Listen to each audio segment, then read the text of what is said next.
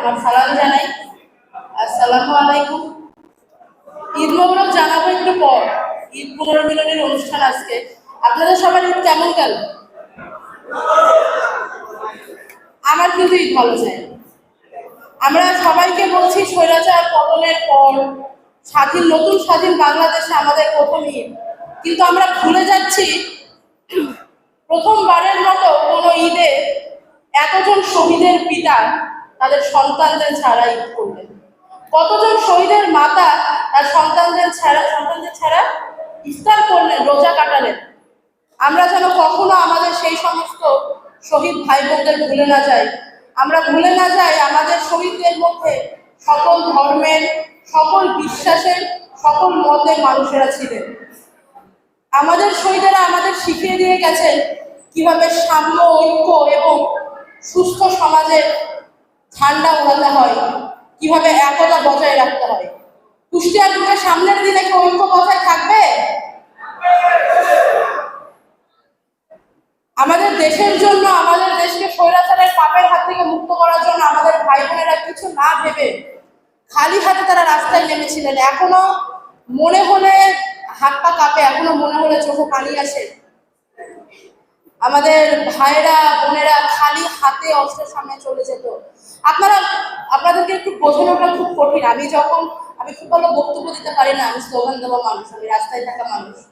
তারপরেও যখন আপনাদের সামনে আসি, আমার খুব মনে পড়ে সেই সব দিনগুলো যখন আমাদের কথা শোনার জন্য, আমাদের কথা রেকর্ড করার জন্য একটি ক্যামেরা ছিল না, একটি মাইক্রোফোন ছিল না।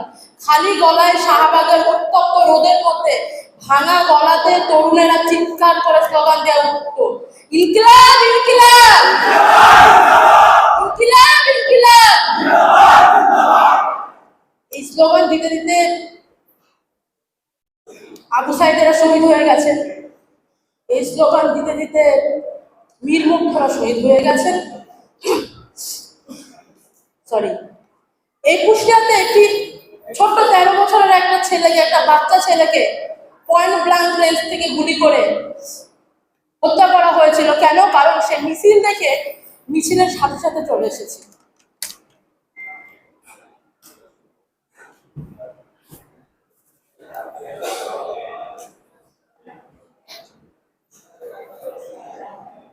স্বাধীন বাংলাদেশে আমরা কখনোই আর আগের মতো আনন্দ নিয়ে কথা বলতে পারবো না। সবসময় আমাদের দুঃস্বপ্নের মতো আমাদের শরীরে লেগে থাকবে আমাদের জুলাইয়ের 36টা দিন। আমি বলি জুলাই 36 দিনের শেষ হয়নি। যতদিন না প্রদীপ খুনিদের বিচার হবে ততদিন জুলাই চলবে, যতদিন না বিচার হবে ততদিন যুদ্ধ চলবে। আজকে 283 জুলাই।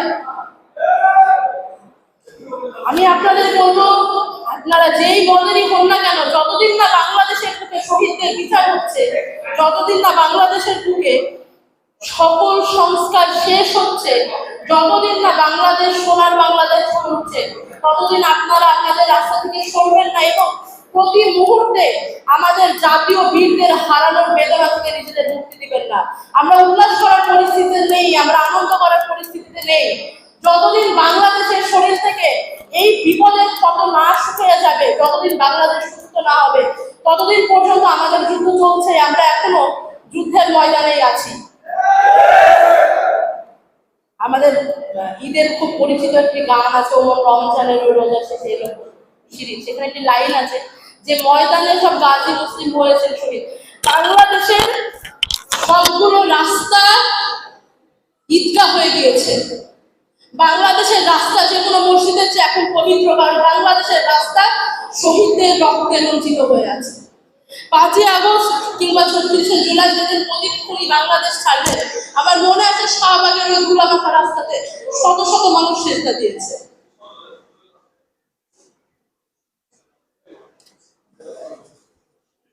আমি খুবই দুঃখিত, আসলে এরকম আবেগতাড়িত হয়ে যাওয়া উচিত না। ঈদ পুনর্মিলনী আপনাদের একটি খুশির উৎসব। কুষ্টিয়াতে এতজন মানুষ এখানে দেখে আমার খুব ভালো লাগছে, কিন্তু একই সাথে আমি আপনাদেরও বলবো এই বেদনাটা আপনারা দুটো করে বহন করবেন। আমি এটাকে চেতনা বলবো না, আমি বলবো এটা আমাদের দুঃখ। আমরা একটি রক্তক্ষয়ী যুদ্ধের মাধ্যমে বাংলাদেশকে স্বৈরাচার মুক্ত করেছি। পুনরায় যেন বাংলাদেশ আবার কখনো স্বৈরাচারের পরায়ত না হয়, সেই জন্য আমাদের এই বেদনাকে বুকে বহন করতে হবে। আমাদের মনে রাখতে হবে আমরা আমাদের 2000-এর উপরে ভাই বোনকে হারিয়েছে, আমরা আর একজনকেও হারাতে পারবো না। যারা দেশের জন্য প্রাণ দিতে রাজি থাকে আমরা তাদের প্রাণ হারাতে দিতে পারি না। যারা দেশের জন্য শহীদ হতে রাজি আমরা তাদেরকে গাজী হিসেবে স্বাধীন বাংলাদেশে দেখতে চাই। কি দেখতে চাই কি না? কুষ্টিয়াতে আপনারা সবাই সবার সাথে থাকবেন, সবাই সবার দেখভাল করবেন। কুষ্টিয়াতে কোনো ধরনের অনৈক্য যেন না আসে। সারা বাংলাদেশে যদি অনেককে ভেসে যায়, আমি দেখতে চাই কুষ্টিয়াতে মানুষ একে অপরের হাত ধরে স্বাধীন বাংলাদেশে আবার ইনকিলাব ইনকিলাব বলে স্লোগান দিচ্ছে। কি ঠিক তো? দেবে তো কুষ্টিয়ার স্লোগান? আমি আমার বক্তব্য দীর্ঘায়িত করবো না। সবাই ভালো থাকবেন, সুস্থ থাকবেন। সবার পরিবারের পিতা মাতাদের আমার সালাম জানাবেন। আমার সামনে উপস্থিত সবাইকে আমি আবারও ধন্যবাদ জানাই। আর একই সাথে বলতে চাই, স্বাধীন বাংলাদেশে আমাদের জুলাইয়ের বিপ্লব আজীবন বেঁচে থাকবে। ইনকিলাব ইনকিলাব